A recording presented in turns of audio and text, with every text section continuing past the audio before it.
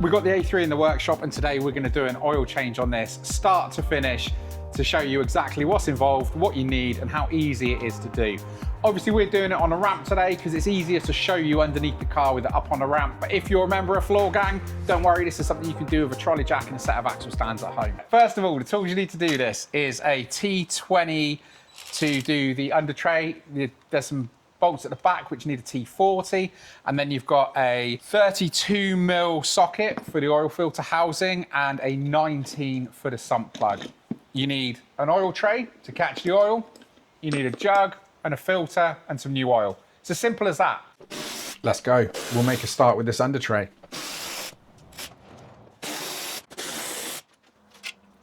So down both sides you've got your T20s, and then at the back here you've got some T40s.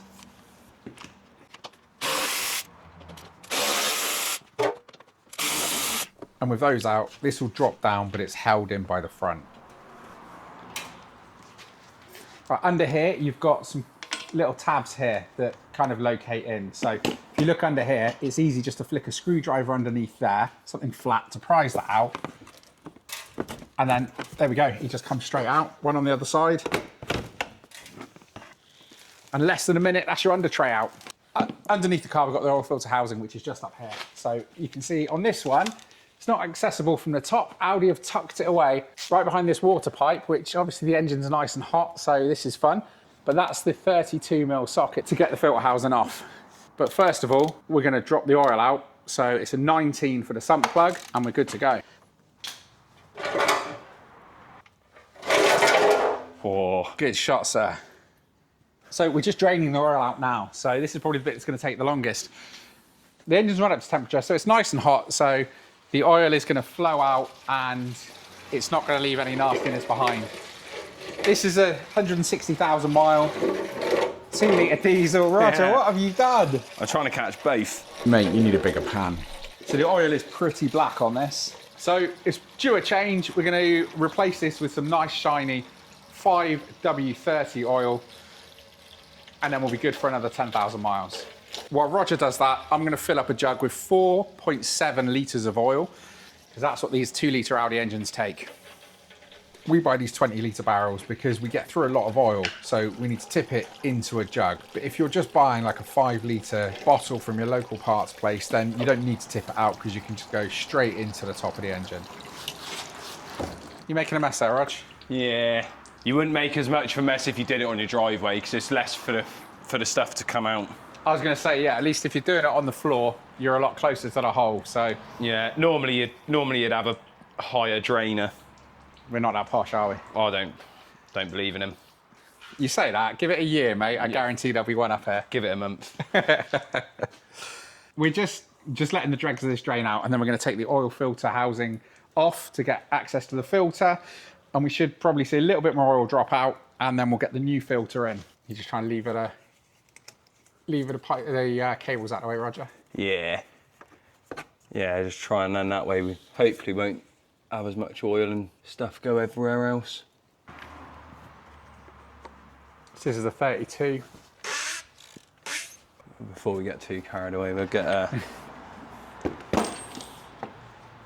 we're gonna need to either get another pot or stick the drain plug back in a bit quick.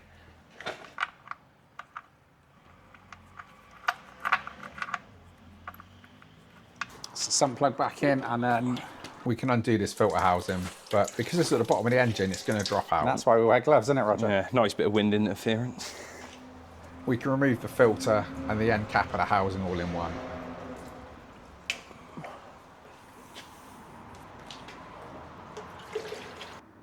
Yeah, don't go looking in there. That's news I don't need today. It doesn't look too bad. Right, so with that out, we need to go and get the new filter. So these things are about no more than £10 from Euro Car Parts, and they're in stock. So give them your reg, they'll give you the oil filter, and it's happy days. So in the box,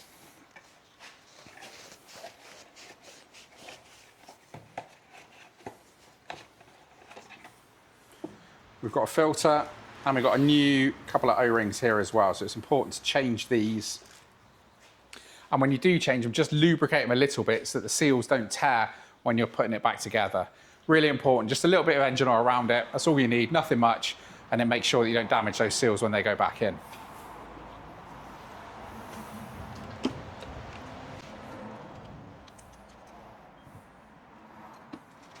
We've got 2 seals, we've got one in the bottom as well, or? Yeah.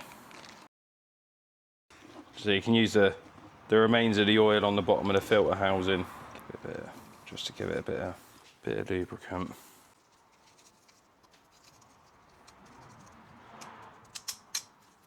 Make sure it's the right one. Does that not go down further, or? That's just how it is. Yeah? Yeah, I think it's to be honest, I think it's half the issue with the aftermarket. It's because it's weird, because they must have changed it, because I thought that little one was going to be originally for the stalk. Yeah. But no, it's a bit different, isn't it? And with the new seal on, you're ready to just insert it back up from the bottom and twist it till it's tight. And then we just nip it up with a socket right at the end. So you don't want to go too tight on that. Hand tight is fine. I mean, I'm sure there are some torque settings somewhere, but really just nip him up nice and tight. You don't need to do it murder tight, because you'll probably just crack the housing and be in a whole world of pain. So again, just tighten him till he stops. You don't need a big bar or anything, and you're good to go. It's the only thing I haven't done. I haven't tightened the sump plug up. Yeah. Always worth double checking, because if you don't, you could spill your nice new oil all over the floor. So again, this is an alley sump, isn't it? So we're not going to go murder tight. A little bit of brake cleaner if you want to go all out. This is what Roger charges the extra for. Undertray back in, drop him down, and we just put some oil in the top. So again, get those T20s and T40s back in. What I need you to do, Tim, is get sponsored by some garage equipment. Yeah. So yeah, any garage equipment sponsors out there, let us know. Emails in the description. But anyway, let's get this Undertray back on. So we've got 3 locators that go back in. And it's probably easier if you start with the T40 at the back, because then at least it's kind of held in place while you go around and do the other ones. Yeah, a good tip is to not tighten anything up until they're all in.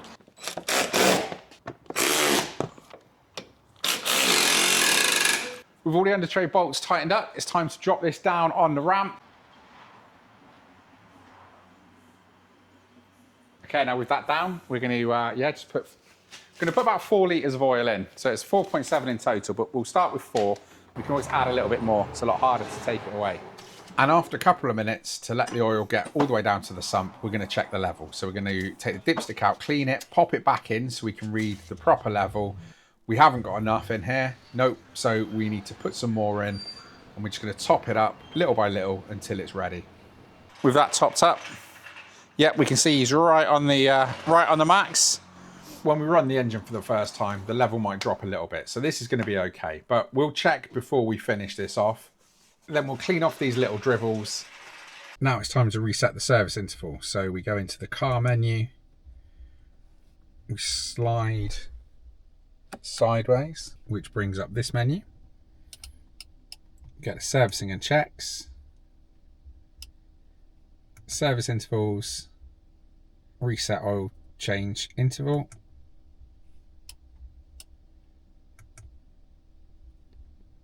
And there we go, that's the oil changed on an Audi A3.